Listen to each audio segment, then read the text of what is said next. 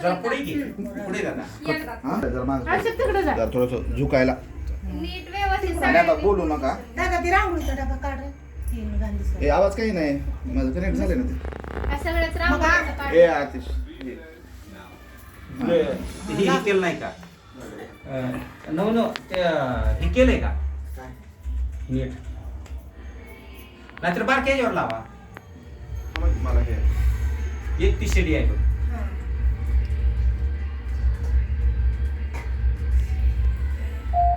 हा झालं ते. आता तुझं ब्लूटूथचा ऑन कर एक ती शेडी येते